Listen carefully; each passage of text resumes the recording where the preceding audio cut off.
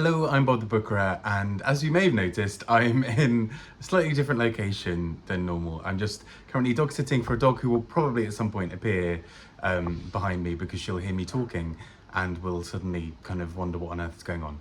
But welcome to my channel, and carrying on with talking about the Booker Longlist, I've just finished reading my final book from the Booker Longlist, and that is Study for Obedience by Sarah Bernstein.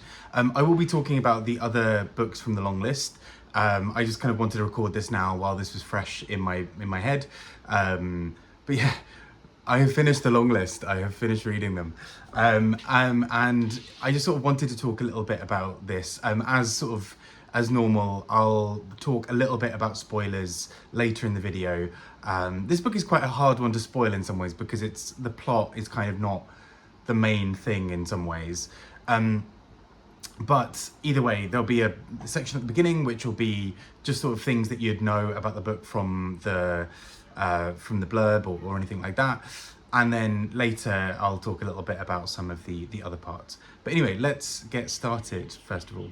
So this book, Study for Obedience, is a book that kind of on the surface seems like a bit of an odd one. Just even flicking through, you suddenly realise that there aren't that many paragraph breaks. There are often quite large sections of the book that go without really having a great deal of sort of line spacing or anything like that. And so it can feel quite intense as a read. But I actually think that is part of the purpose of this book, part of what this book is trying to do with form and function kind of marrying together.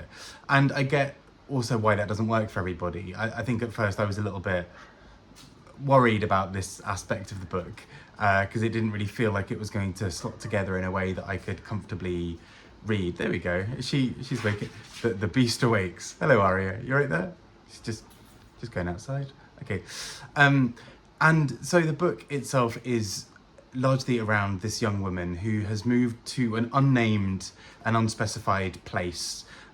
She is very much an outsider in that place. And at first it's not really abundantly clear what is it about her that is outcasted or is different. She talks a lot about how her brother has moved there and her brother is sort of helping this transition for her in being there. But she's gone to this area where, you know, we're told quite early on she can't read a lot of what is written around her. Things seem to be written in slightly mysterious ways, even in terms of the numbers for prices. So she's worried that she's being overcharged. She is there and witnessing all of these things start to slowly go wrong. This is a very rural community, and within that rural community, things start spontaneously happening. So there are various sort of bits of ill fortune that seem to be falling on this area. And so right from the jump, we kind of get this sense of her as this outsider figure, and particularly her as a figure who is seen to bring some element of bad luck, almost, at least in the eyes of the other people around her. There's a kind of superstition that, there we go. Hi, Aria. Just have a little chill there. There we go. There's a sort of almost this superstition that abounds around her in this book. So she is this figure who's come in. All of these things are happening that she knows can't really be traced to her. So for example, and this isn't a spoiler, this is just a subtle thing mentioned, but at one point there is a dog who is pregnant, and whilst this person trying to communicate with her in another language seems to be suggesting that her dog was the one who got this dog pregnant. And she, our main character, is trying to argue, well, no, it can't be, because my dog had an accident a few years ago, which was sort of also partly meant that the dog was neutered and all of these other things. And so she's trying to argue this, but obviously doesn't really have the language to be able to say it because she doesn't speak the language of the people she's there with. So all of this is sort of, she's just this outsider figure in many ways, and can't quite seem to pierce through and sort of make everything work. And I think kind of in the backdrop of all of this as well is that this is a book that kind of meanders. It doesn't necessarily have a plot in the same way as sort of we might typically expect, but I think is still really powerful. I think the plot is the sort of the interior work for her of trying to understand everything that's happening. There are things that shift the story forward, but that almost doesn't feel like the main thrust of this book. The main thrust feels more like it's about some of these discussions of otherness. And I think where that particularly comes in is the sort of references to anti-Semitism within the book. So early on, there is a subtle-ish reference to her being of a different type of person. And at first, I think as an audience, we maybe are expected to read that as her being other, just, you know, that she's come from a different place. But then there are more and more hints that are dropped in, including, for example, you know, a reference to the Sabbath, or a reference to her people having been seen as being people who are responsible for money, and these sort of little things that get peppered through the book that really talk a bit about that. And none of that is to spoil the book, because I think actually it's really subtly done, and I think adds to the wider narrative, but I think is a really interesting perspective from what this book does. And I think actually was a part of the book that, once I realized what it was trying to do here with this, really elevated it to being an even more successful book. I think at first I was like, okay, where are we going with this? This is quite meandering. It's quite sort of mysterious. Things are intentionally held back from us as an audience, but I think that is where things start to make a little bit of sense. Equally, I think in the book, and before I go on to sort of any spoilers, I think it's also worth noting that this is a book that has that kind of... She's a character that is... I'm not saying she's an unreliable narrator. I don't think it's that. There is an element to which, because she is the outsider in this community, watching them and trying to understand what she's done wrong, there are so many bits of information that she doesn't have, and that therefore we as a reader don't have, about what is actually happening. And so as a result, it can be quite... this book can kind of knock you off kilter slightly, because you constantly feel like there's some bit of information that as soon as you had it would change everything. But actually in many ways that's not the case. Maybe having that information might dampen it, because it sets it too firmly to one place in time, one set of geography, one, you know, whatever. I think if anything, the fact that it's so mysterious is kind of the strength of this book, because it allows you to sort of fill in the gaps for where her actions might be read as malicious, or might be read in a certain way, even though we get the sense that she's probably not doing anything particularly wrong here. She's just an outsider in a very closed off community who don't really get what it is that she's doing. And with that, I'm going to go a little bit onto some of the spoilers. And again, spoilers feels like a misnomer for this book, because it's not like a sort of big spontaneous thing happens that really transforms a lot of how you maybe view parts of the book. But I think there are some bits that, you know, just in case you wanted to come to in your own time, I'll talk about there. So essentially what I'm saying is, I think this is a really strong book, and one that really took me by surprise. I thought I'd like it, and then in the lead up to reading it, I was kind of dreading it, which I think is maybe why I put it last. You know, I read it as my absolute last book of the long list. And actually now I look back on it, I think actually this is the kind of book that I really enjoy, and I think stands out quite nicely on the long list. So with that in mind, let's go into some spoilers. If you need to leave here, please feel free to do so. If not, I'll be talking about some spoilers in just a moment. So either goodbye or see you in a second. There we go. So with the spoiler curtain now up and running, I think the thing that is so interesting about this book is how everything starts to really go wrong. It is sort of, in some ways, it's a story that I've read before, and that's not to downplay it, because I think this is incredibly well done. I think it kind of borrows off that trope of an outsider moving to a community and not understanding anything, and plays it off really interestingly. And I think particularly, as I mentioned, the sort of the anti-Semitism within that, I think, is so fascinating, because particularly as we get to the end of the book, the narrator keeps on talking about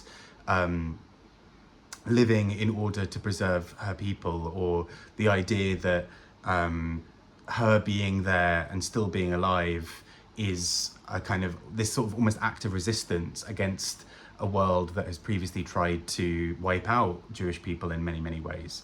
And so I think this book builds this really interesting narrative that slowly builds of the kind of the micro and the macro, almost, of sort of taking something as big as anti-Semitism and, you know, sort of repeated things throughout history of anti-Semitism and how that's affected Jewish people, and their sort of this sort of migratory status that so many Jewish people, particularly in Europe, had at certain points.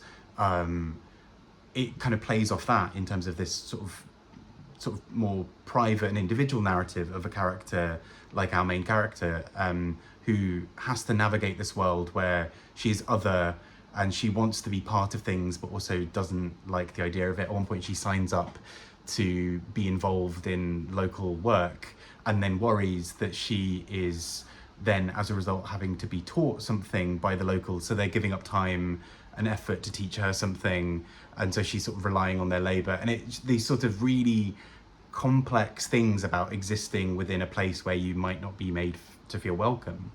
And even if the sort of the anti-Semitism angle of that weren't in the novel, I think it would still function really powerfully in terms of this sort of outsider thing, sort of outsider narrative. But I think I think that that angle really adds to something here, because there's this sort of historical weight behind it, behind this sort of this big narrative of anti-Semitism, and what that then does in terms of the impact on the individual. So she is trying to navigate something where she is at times other and at times can be viewed as being one of them, and that's so dependent on other people and not on anything she does, and her attempts to integrate are kind of complex and all of these sorts of things.